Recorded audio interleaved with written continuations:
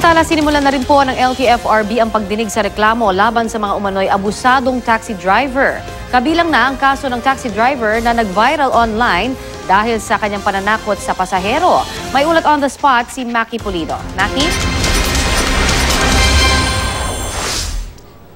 Actually, alam mo, Connie, sa LTFRB hearing kanina, dalawang kaso ng mga abusadong taxi driver yung kanilang didinig. At parehong kaso ay nag-viral sa social media. Ang unang sumalang ay si Jonathan Barcelon, siya yung complainant, dahil noong November 2015 daw, di umano ay pinagmumura at tinutukan siya ng tubo ng taxi driver dahil ayaw dumaan ng driver sa Coastal Mall sa Pasay. Ito'y kahit daw pinag-usapan nila na daraan muna sila sa nabanggit na mall bago dumiretso ng Parañaque. So nasa biyahe na raw sila, kwento niya ito during the hearing, nasa biyahe na raw sila nang mapansing hindi dumaraan sa tamang kalsada yung driver. So itinanggi ng driver na si Alfie Paloma na pinagmumura niya si Barcelon.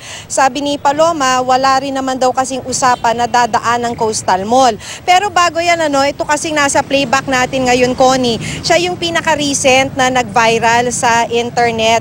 Siya si Joanna Garcia. Tapos sa kaso niya, sa kanya yung nag-viral post, sa kaso niya, siya yung nakuna niya ng cellphone video, yung taxi driver na pinagbumura siya. Tapos itong karanasan niyang ito, kunento muli ni Joanna Garcia kung paano siya pinagmumura at muntik ng suntukin sa hita dahil tumanggi siyang magbigay ng dagdag na pasahe. Wala yung driver kanina na si Roger Katipay dahil nakakulong pa rin ito sa Camp Karingal sa Quezon City sa kasong unjust vexation na isinampa ni Joanna Garcia laban sa kanya. Wala namang abogado na nagre-represent kay Roger Katipay. Ang humarap ay yung abogado ng taxi operator na si Attorney Richard Palaypay. At sabi niya wala raw batayan para kanselahin ang prangkisa ng operator dahil hindi naman daw nababantayan ng operator ang driver once nasa biyahe na ito. Pag didesisyonan na ng LTFRB ang parehong kaso, kung kakansilahin, sususpindihin ang prangkisa ng operator o magbibigay ng rekomendasyon para kanselahin ang lisensya ng driver. So ayon sa Taxi Drivers Association Inc., hindi nila binibigyan ng excuse yung mga driver na nambabastos o nangaabuso sa kanilang pasahero. Ang sinasabi lang nila sana naman daw ay maintindihan din ng mga mananakay kung bakit humihingi ng dagdag na bayad ang mga taxi driver. At ito raw ay dahil masyadong mataas yung boundary na hinihingi ng mga operator sa mga taxi driver. So imagine sa ngayon daw ay umaabot na ng 1,900 pesos kada araw yung boundary ng taxi driver. Sagot pa raw ng taxi driver yung gasolina na pwedeng umabot sa 1,800 hanggang 2,000. So imagine nga naman daw ang binubuno ng isang taxi driver sa isang araw na magmamaneho siya ay nasa 3,000 piso. Yun nga lang, kaya umaapela yung Taxi Drivers Inc. na sana naman i-regulate na rin ng LTFRB yung boundary system ng mga taxi. Pero ayon kay LTFRB Chair Winston Hines, sa ngayon naman wala pang inihahaing petisyon kaugnay nito. Pwede raw nila itong pag-aralan pero sa huli kailangan pa rin ng petisyon para mapagbasihan ng kanilang gagawing desisyon. Connie? Yes, Maki. Siyempre, itong dalawang to na viral kumbaga naging viral, kaya nagkaroon ng talagang malawakang pansin mula sa media at gayon din ngayon sa LTFRB. Pero aminin na natin, mas marami yung mga hindi nakakakuha ng video at talagang nakakaranas ng mga pang-aabuso noon pa man. Paano ba? Ano ba yung nakikita natin na mga kaso dyan? Na-actionan ba yung mga dati pa na hindi naman na talagang nag-viral o nabigyan ng pansin pero naghain ng kanilang reklamo sa LTFRB? In fact, kahit na si Chairman Winston Hines, ang sinasabi niya, top 3 sa mga kasong inalalapit sa kanila ay mga kaso ng mga driver na abusado, humingi ng dagdag na pamasahe o kaya bastos.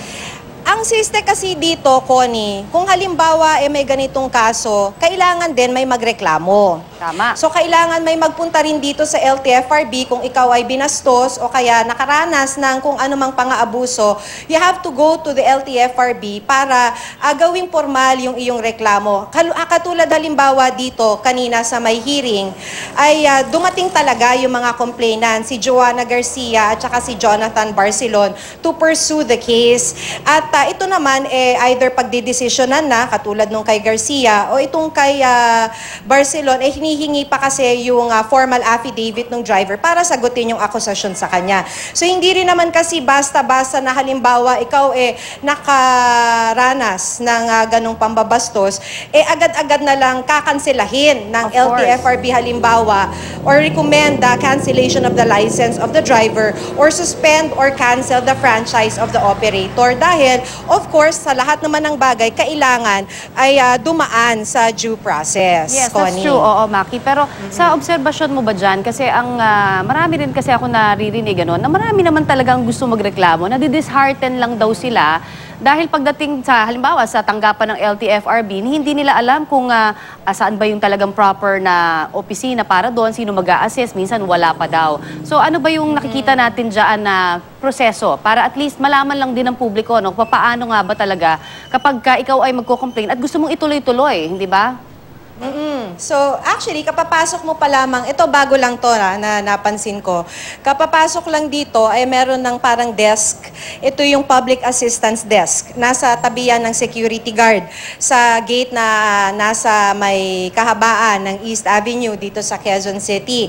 So, maliban dyan, yung mismong public assistance desk ay nasa third floor ng building. Kung talagang gusto mong kaharapin, pwede ka rin namang tumawag. Pero kahit na tumawag ka, kahit na paano, kailangang mag-submit ka pa rin ng affidavit. Katulad nitong kay Hana Kiwa, itong recent na post din sa Facebook at nag-viral.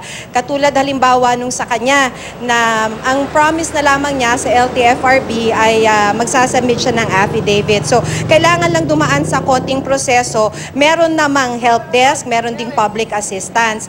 Etong mga to, matagal naman na raw. Ang ginawa na nila ng paraan, dati kasi ginawa na rin natin to ng storya yung hotline na sinubukan ko kasing tawagan yung hotline na yan, wala namang sumasagot. So, ngayon naman, nangangako naman itong LTFRB na ngayon, kung ikaw ay tatawag, meron at meron na mag-aasikaso sa'yo. Sana nga, mamaya susubukan natin tumawag. Subukan mo, Connie. Maraming salamat, Maki Pulido.